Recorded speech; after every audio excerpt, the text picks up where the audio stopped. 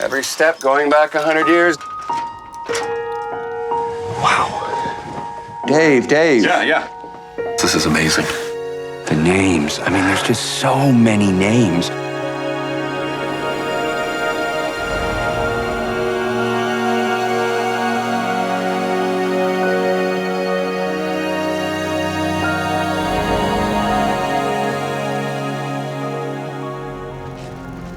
At the end of World War I, millions of soldiers' personal artifacts were left on the battlefields. Most were destroyed, others lost, buried, and forgotten. For a military historian, war artifacts all have a story to tell, especially personal items with names and numbers etched on them. By accessing military records, with the help of Ancestry's assistance on family history, we can actually connect the lost artifacts with a particular soldier, as well as the family of that soldier.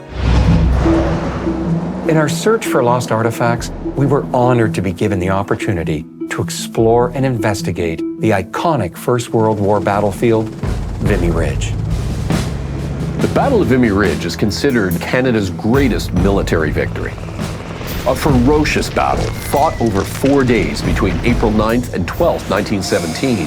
Vimy Ridge was actually only one sector of a larger battle raging in the area.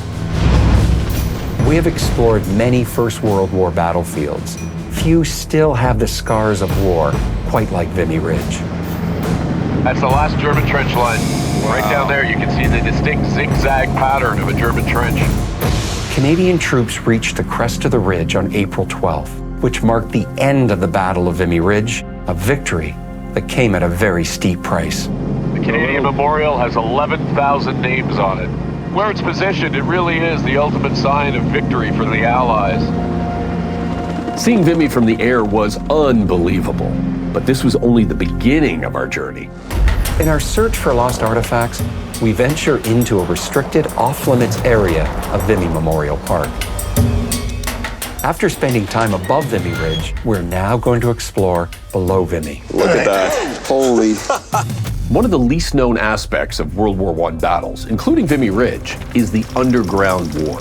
There are literally thousands of kilometers of tunnels dug during the war that remain untouched over a century later. And now, Dave and I are going to get an opportunity to investigate one tunnel that was key to victory at the Battle of Vimy Ridge. See you down there, Dave. Every step going back 100 years. I'm down. The tunnel system we are exploring today is called the Goodman Subway. Okay, I'm in the skinny part now, when I can see it opening up. The Goodman Subway was dug 9 meters below ground, and it ran for 1.2 kilometers all the way out into no man's land. The subway tunnel enabled Canadian assault troops to move safely towards the German trenches without having to withstand a torrent of enemy fire on the surface. This part of the tunnel is in excellent condition, much as it would have been about 100 years ago. But there is still a chance of collapse and plenty of other nasty surprises in the form of unexploded ordnance. 1, 2, 3, 4, 5, 6 grenades here, I think. I guess we have to be very careful where we step. As we move deeper into the Goodman Subway, we come across something unexpected. So I'm standing right here, and I just see it must be, what, 10 names here? At least. Looks like Norton or Morton from the 52nd Battalion. Campbell, 5th Canadian Mounted Rifles. They were actually in this subway during the attack on April 9th. And there's one down here, Dave, look. And then it looks like RAAF Raflob. And it looks like A Company, 116th Battalion Canadians in France. Then a few meters down the tunnel, Dave. Yeah. Oh my God. a veritable wall of remembrance. Totally amazing. You imagine what was going through their minds when they were sitting down here. They could hear the fighting above, and this whole area was probably shaking. Yet they took the time to leave what could have been their last mark. At that moment, it really felt as if we were walking with ghosts. We knew leaving the Goodman Subway that we had a tremendous yet challenging story to investigate. We had about 50 names to research. Our objective was to find one family to connect to a name of a soldier on the wall of the Goodman Subway. And it didn't take long to strike gold with George Raflob from the 116th Battalion. By delving deep into Ancestry's archives, we uncovered the birth registry from the Parry Sound district of southern Ontario at the turn of the 20th century. One of the children listed was George Raflob, born on June 2nd, 1900. Then we cross-referenced this with the attestation paper for a George Raflob, which for the most part matched up with the basic information on the census, with one glaring exception. When he enlisted in January of 1916, they recorded his birth year as 1896 and not 1900. This meant that George was only 15 when he went off to war and was just shy of his 17th birthday when he signed his name to the wall of the Goodman Subway. There was another key piece of evidence on his attestation paper. George enlisted in Orillia, Ontario, which, coupled with his rather unique family name, gave us a great place to start. After more digging, we found George Raflob's son, Robert. We had to bring him over to France to meet us. Gentlemen, how are you? Robert arrived with his cousin Jacqueline.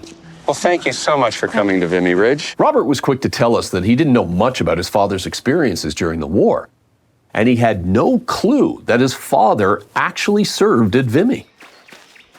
Dad never mentioned hardly anything about the war. Really? To us as kids. The most stressful thing about taking Robert and Jacqueline to the Goodman Subway was that we never told them about George's signature. And also, the fact that we kept them in the dark about having to go down into a tunnel under Vimy Ridge. we truly didn't know how they would react. I want to take you under Vimy Ridge and show you something that proves that George was here in 1917. Ready to go back 100 years in your family history? Sure. Got to go underground to do it. You got it. Excellent. All right, let's get ready. All righty. We're good. Once we got down in the tunnel, we didn't just take them below ground. We took them back in time. On April 9th, 1917, when the attack was about to start, they started filtering soldiers down in here. And what we're doing is we're heading towards the frontline trenches. So you can start to see things like, look at this right here. You see other names? Ross? Naturally, they were intrigued at the sight of the soldier signatures. D. Ross? They were really leaving their last marks, if you will, Yeah. before they went into the Battle of Vimy Ridge. And there's another little grouping of names here. Herbie? Yeah. Hardy? Oh, I see. Oh, my goodness. There's your father's signature. 116 Battalion, is that it? You got it. Yeah. My signature for their surname is almost identical. How does it feel to be standing where he was 100 years ago?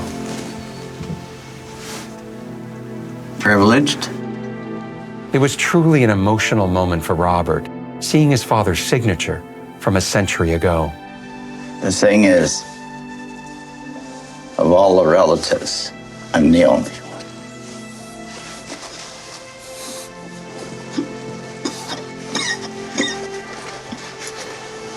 Now it was time to tell Robert about his father's time at Vimy. It was a tale he never knew. They were in a follow-up battalion that was pushing up ahead in no man's land. And your father went into action when the 60th Battalion took their sector of the ridge. And he was fighting pretty much right above where we are right now. I think you would have come through these tunnels to access the trenches. And more than likely, that was the time that he took to put this here. If your father was here, what would you tell him? Probably that I now appreciate what he did. I'm more proud of him now. It's been over 100 years since men and women like George Raflob served in the First World War. Many of their stories, like this one, still remain untold. To honor our ancestors, we must discover their stories And celebrate their grit, tenacity, and above all, their humanity.